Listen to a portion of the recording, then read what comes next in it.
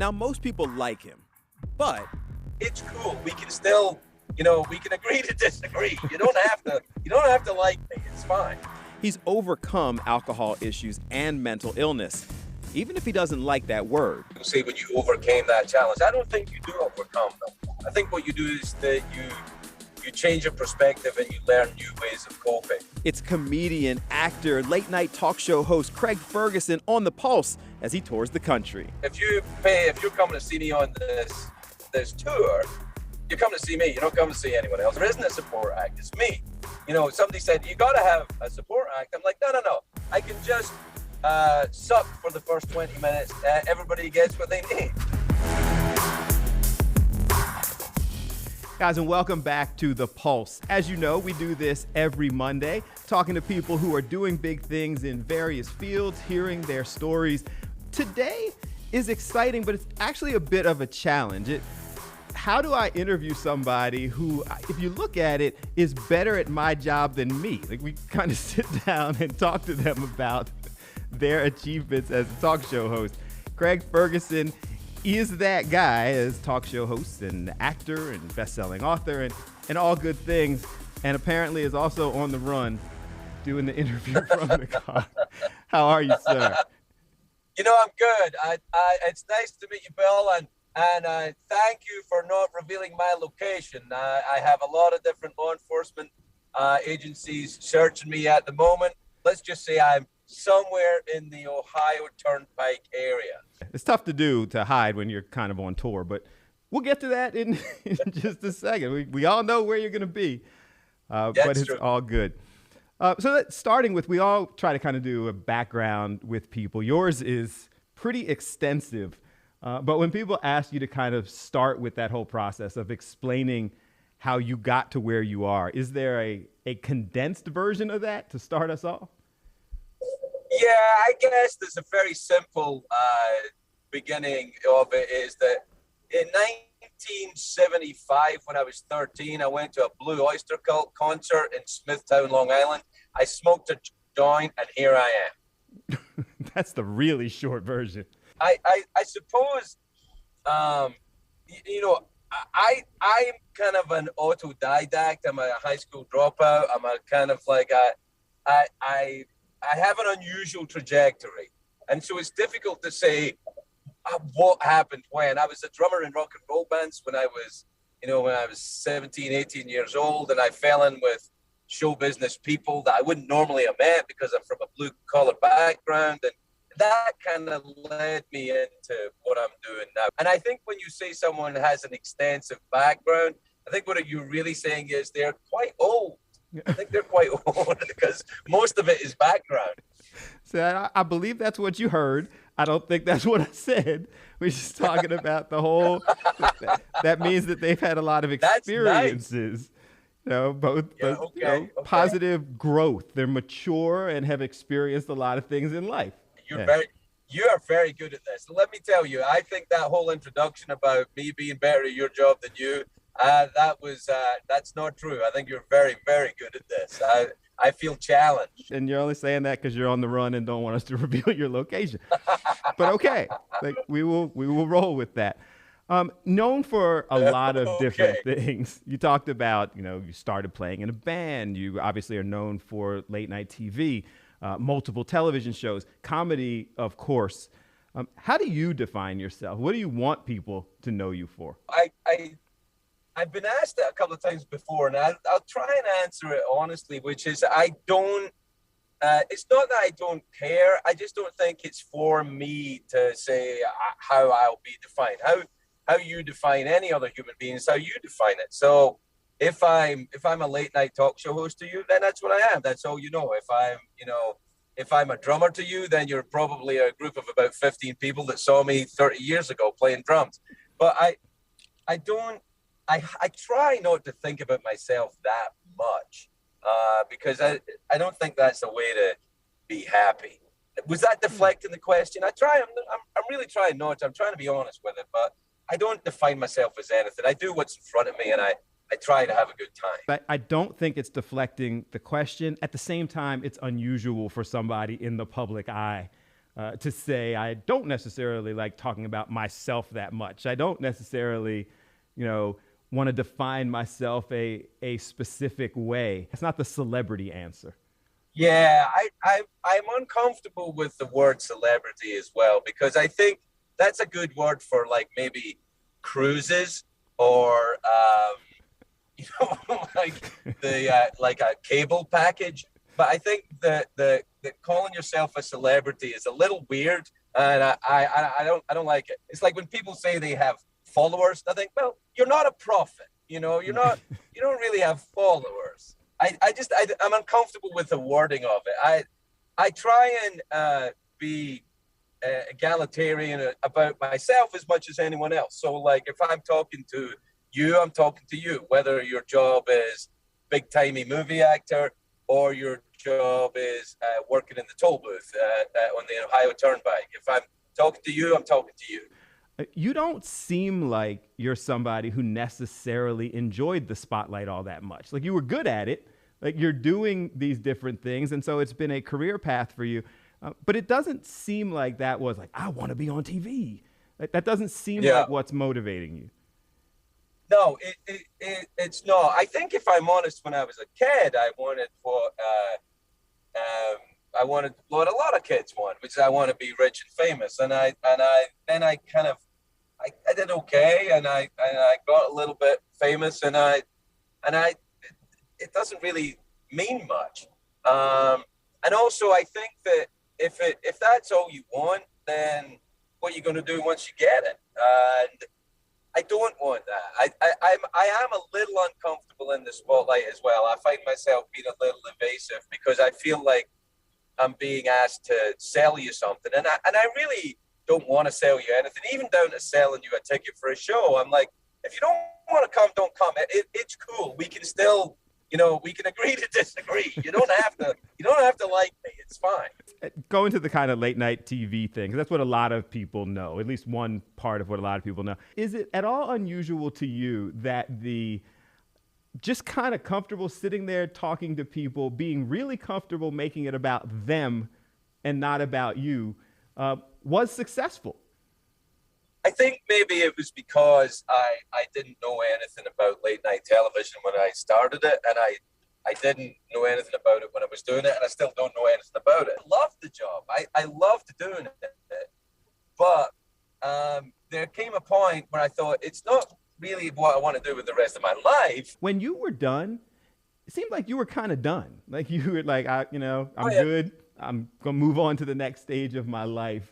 And you were done with it, and pretty quietly, like, okay, I'm cool. Like one of my best friends in show business and kind of a mentor for me was Betty White. And Betty was like maybe the first person I worked with when I came to the United States. I was in my early 30s. I think she was in her early 70s, but we became great friends. And she always had such an amazing enthusiasm for what she did. And that's, I think, partially why she lived such a long and healthy life, is that she loved what she did. She loved it. She was enthusiastic. And that's what I want. I mean, if it's just about money, I mean, don't get me wrong. I like money as much as anybody, but it can't all be about the money. Next on The Pulse, Craig Ferguson shares how he's battled years of some pretty serious personal demons. I really was lucky, I think, in that I was very clearly someone who had a problem with alcohol.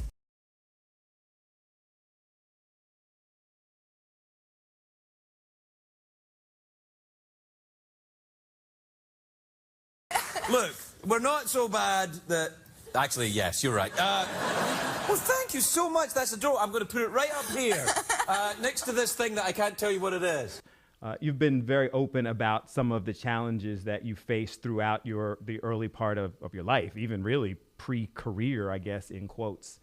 And they were serious. Like there were some addiction challenges. You've been open about some mental health challenges. Do you think that overcoming that changed your perspective? I feel quite lucky to be in such an identifiable, process. For a lot of people, their mental health challenges are, we don't really know how to help you get better. And so you try different things. I quite like the way people are open now. Not quite like, I very much like the way that people are open about mental health now. And it doesn't seem to have the same shame attached to it as before. It is what it is. It's about, how do you get the help that you need? I was lucky. I really was lucky, I think, in that I was very clearly someone who had a problem with alcohol. But I don't think, you used a word there which I kind of, it pings with me when people say when you overcame that challenge. I don't think you do overcome them. I think what you do is that you change your perspective and you learn new ways of coping. It's like when people say, when did you conquer your fear of A, B, C, or D? Like, well, I didn't conquer my fear. I learned to cope. I learned to embrace it. I mean, people know that you were battling mental health, had challenges with potential suicide, alcoholism, and how bad it got. And you were very much in the public eye.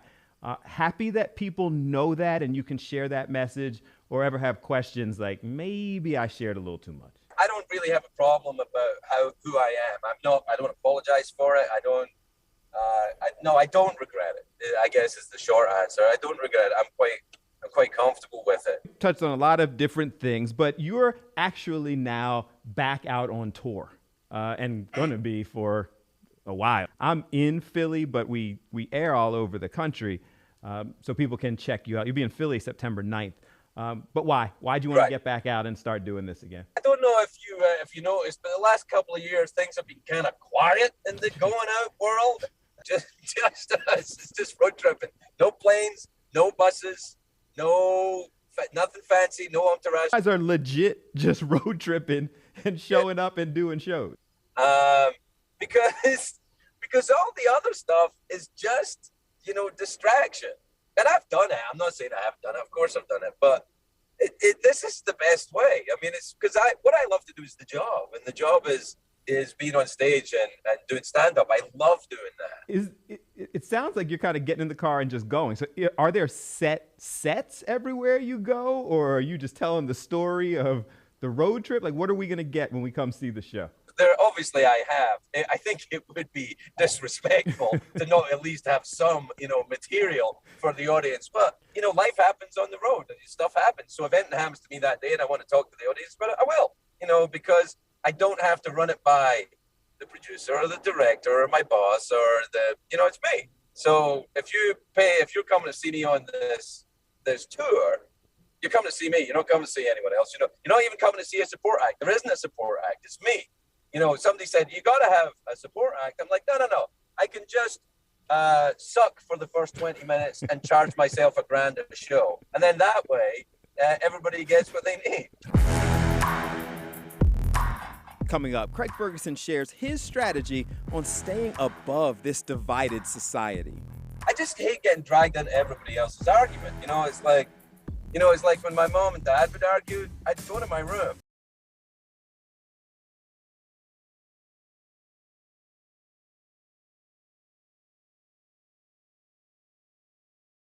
Great trip. You were robbed? Yes, our whole train was robbed.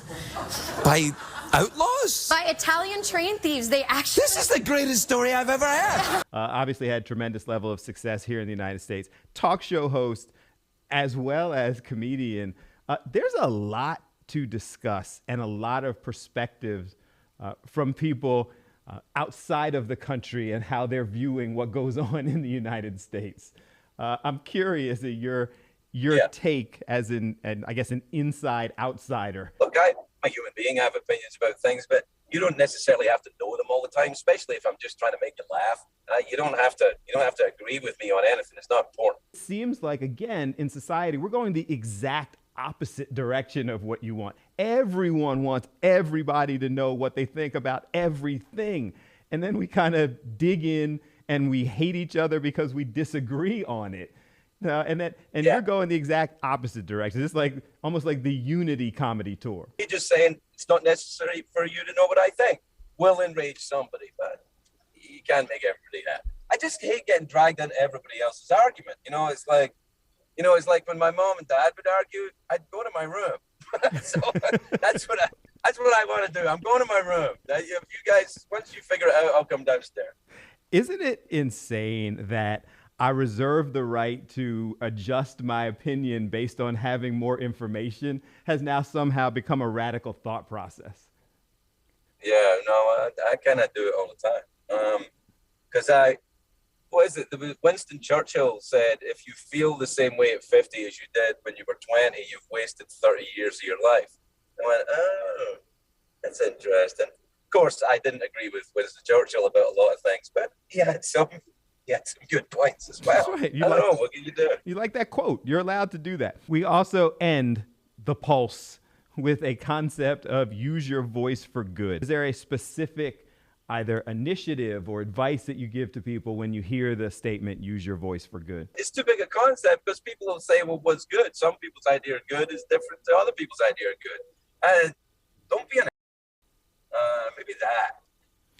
Final word. Earlier on, you were like, if people don't necessarily like my show, they don't have to come. We're going to give a chance to give, we'll leave with the reasons why they should, both here in Philly on the 9th, but really all over the country for the next 2 months. Well, I should give them a reason why they should come. That was kind of where I was going with that, but yeah. No, I can't do that because I don't know you. I don't know what you like. You know, if you like me, that'd probably be a good idea. And if you're on the fence about me, err on the side of caution and don't bother. That's what I would do. But you know, maybe you might feel differently. Coming up, we shift gears as we sit with an organization using their voice for good.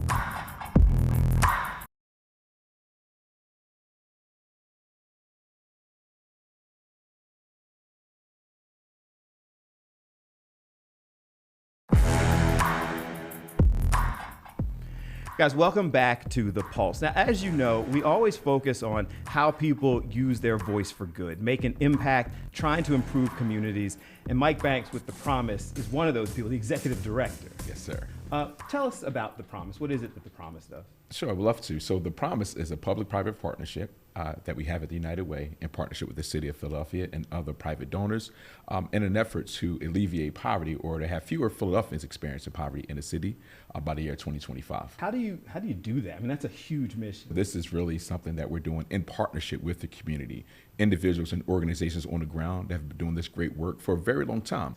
And the way that we go about this work, right, is really making sure that the clinics are accessible. Because oftentimes there's a resource that exists, there's an opportunity, but there's a disconnect between the individuals that need it and those seeking to serve those that need access to the resources. So we're doing these clinics all around the city within every zip code and district to make sure that no matter where you live, if you're in West Philly, South Philadelphia, North Philadelphia, there's a clinic in proximity to you.